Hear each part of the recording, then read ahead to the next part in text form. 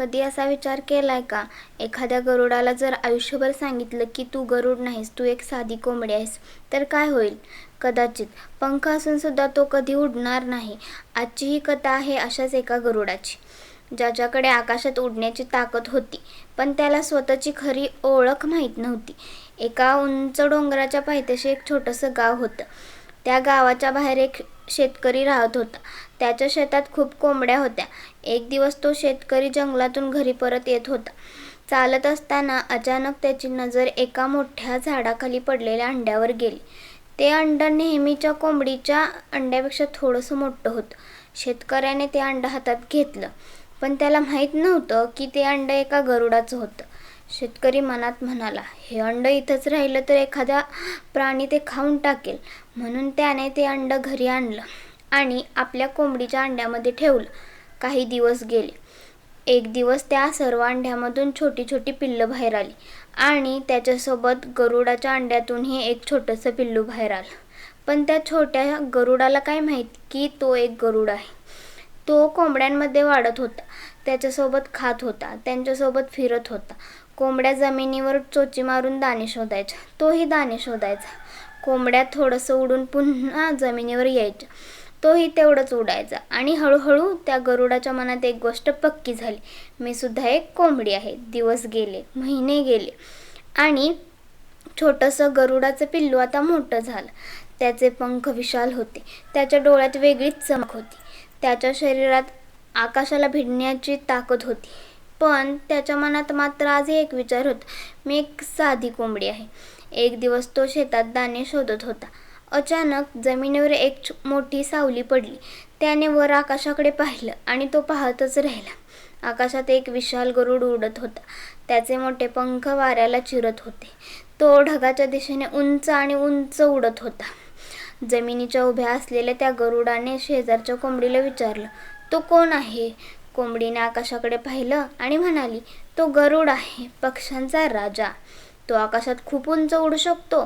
त्या गरुडाने पुन्हा आकाशाकडे पाहिलं आणि हळूच म्हणाला, किती सुंदर उडतोय तो, काश मलाही त्याच्यासारखं उडता आलं असतं. हे ऐकून कोंबडी हसली आणि म्हणाली, अरे वेड्या, तो गरुड आहे आणि आपण कोंबड्या आहोत. आपण इतक्या उंच कधीच उडू शकत नाही. गरुड शांत झाला. त्याने पुन्हा एकदा आकाशाकडे पाहिलं आणि मग खाली मान घातली. तो पुन्हा जमिनीवर दाणे शोधू लागला. मित्रांनो, त्या गरुडाकडे मोठे पंख होते, त्याच्याकडे ताकद होती, त्याच्याकडे आकाशात उडण्याची क्षमता होती. पण त्याने कधी स्वतःचे पंख पसरून पाहिलेच नाहीत. का? कारण लहानपणापासून त्याला एकच गोष्ट वाटत होती, मी उडू शकत नाही. आणि मित्रांनो, आपल्या आयुष्यात सुद्धा अनेकदा असंच होतं. लोक आपल्याला सांगतात, हे तुझ्याकडून होणार नाही, तुझ्यात तेवढी क्षमता नाही, तुझी परिस्थिती बघ, मोठी स्वप्न पाहू नकोस. आणि सर्वात मोठी चूक आपण काय करतो माहिती आहे? आपण त्यांच्या शब्दावर विश्वास ठेवतो. आपण स्वतःची ताकद ओळखणं विसरून जातो. लक्षात ठेवा मित्रांनो, गरुड कोंबड्यांमध्ये वाढला म्हणून तो कोंबडी झाला नव्हता, तो गरुडच होता. त्याच्याकडे गरुडासारखे पंख होते, गरुडाची ताकद होती, फक्त त्याला स्वतःची खरी ओळख माहिती नव्हती. कदाचित आज तुमच्यासोबतही असंच काहीतरी होत असेल. कदाचित लोक तुमच्या स्वप्नावर हसत असतील. कदाचित तुम्हाला अनेक वेळा अपयश आलं असेल. कदाचित तुमच्या मनात सुद्धा विचार येत असेल, हे माझ्याकडून होईल का? पण मित्रांनो, लोक काय म्हणतात यावर तुमची किंमत ठरत नाही. आज तुम्ही कुठे आहात यावर तुमचं भविष्य ठरत नाही. तुमच्यात किती ताकद आहे हे तुम्हाला प्रयत्न केल्याशिवाय कधीच समजणार नाही. म्हणून एकदा स्वतःचे पंख पसरून पहा.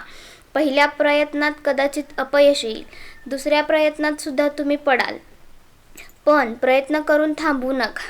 कारण ज्या दिवशी तुम्हाला स्वतःची खरी ओळख समजेल, त्या दिवशी तुम्हाला जमिनीवर रोखणं कोणालाही शक्य होणार नाही. लक्षात ठेवा, तुमचा जन्म फक्त जमिनीवर चालण्यासाठी झालेला नसेल. कदाचित तुमचा जन्म आकाशात उडण्यासाठी झाला असेल.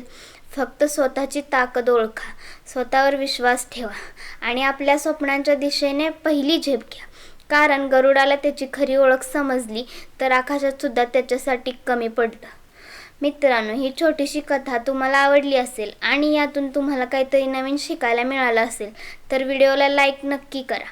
तुम्हाला या कथेतून काय शिकायला मिळाले हे कमेंटमध्ये नक्की सांगा. आणि अशाच मराठी प्रेरणादायी बोधकथांसाठी आपल्या किरा मराठी RJ या यूट्यूब चॅनलला सबस्क्राईब करा. पुन्हा भेटूया एका नवीन आणि सुंदर कथेसोबत. तोपर्यंत स्वतःवर विश्वास ठेवा आणि स्वतःचे पंख पसरायला कधीही घाबरू नका.